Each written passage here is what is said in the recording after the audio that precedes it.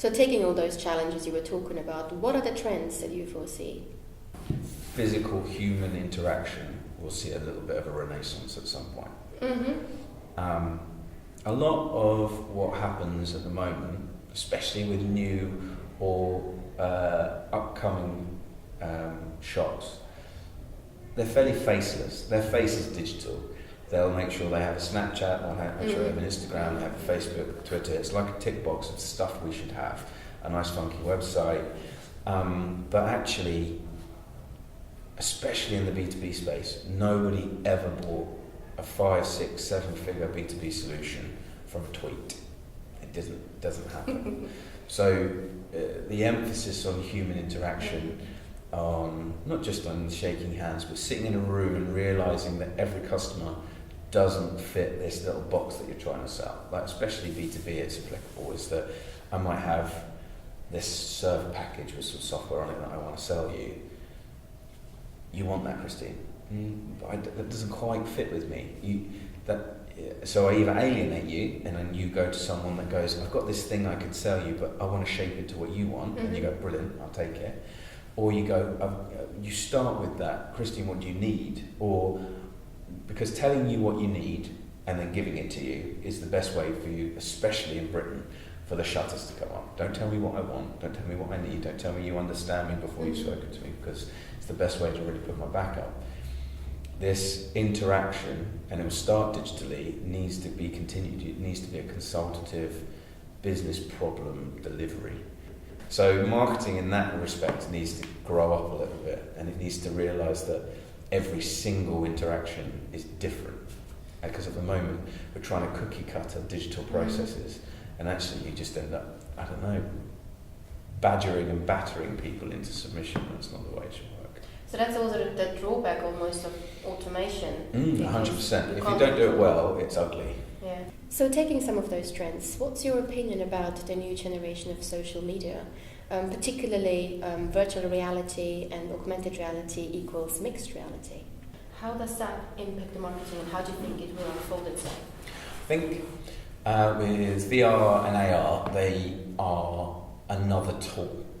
So with something called a hype cycle, right? So it'll start and there'll be early adopters, then it will boom and then it'll drop. And there's this little chasm after early adopters where it all goes quiet. And I think VR and AR are about to hit that chasm where it goes a bit quiet, because everyone's come out and shown what it can do, whether it be on PlayStation and Xbox and the Vive and all the major players are trying to get something out there for that. And at the moment it's a gimmick. So it works and it's great. I've used it once before. It was good fun.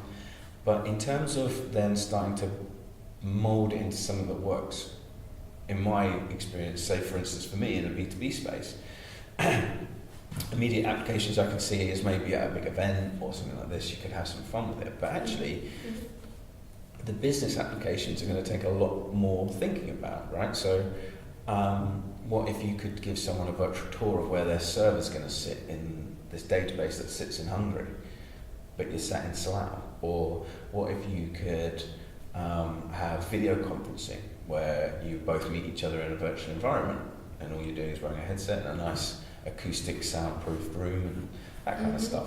There are business applications 100% that you could see, and I'm just thinking of them off the top of my head, but much like Twitter, I mean, when Twitter came out in the late 2000s, you know, I could see that it was a great idea. I was on it and having fun with it, and you felt that the business world was missing a trick to begin with, because it was all these millions of people and you couldn't reach them. It took years. Well, why do you think that was the case? Because if something's gimmicky or frivolous or fun or consumer-led, Twitter and all the rest of them, Facebook, they make their money in the consumer world. B2B is an afterthought. The only real social network that has been created solely for the B2B space, and there's a few more now, Zing and other ones, but is LinkedIn, is the major one. And even they struggle, because there's still, maybe it's a stigma, but there's still a stigma in that space where you're at work. How much should you be on social networking? It's it's ignorant to think that nobody will ever be on it. Everyone will be on it. But how much should they be on it before it's unacceptable? And just because you're on LinkedIn, that's got its own little stigma that people only go on LinkedIn when they're looking for a new job. So, but I think they're working really hard to change that now. It's a content sharing platform, and Microsoft have now bought it, and I wonder what they're going to do with it. But with VR and AR, I think it's going to take a while for that to find its footing properly in the B2B space.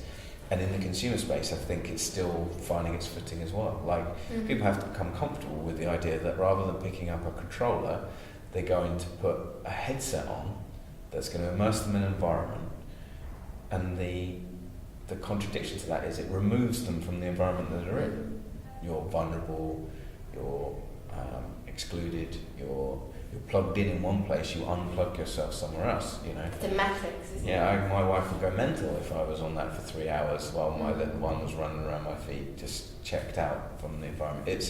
It's the whole, all of us have to become comfortable with what it can do. And it'll probably settle somewhere in the middle.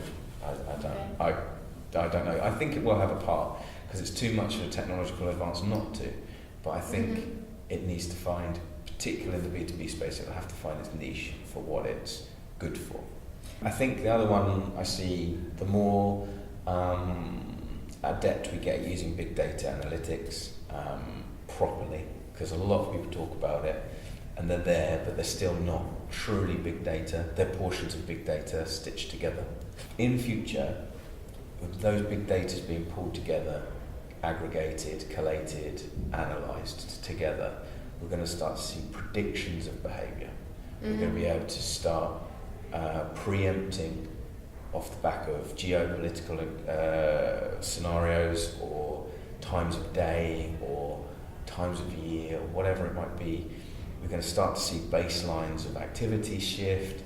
You'll be able to set thresholds, say, on your marketing automation tools, or on your sales cycles, on your budgeting, this kind of stuff. It's all going to be based on data that exists, but is being channeled in to shape your business. And we're going to be preemptively shaping our business without even knowing it, because the data is just going to carry on flowing in, the picture's going to become more accurate, we're going to change what it's saying, and we're going to see more and more data-based decisions than we've ever seen before.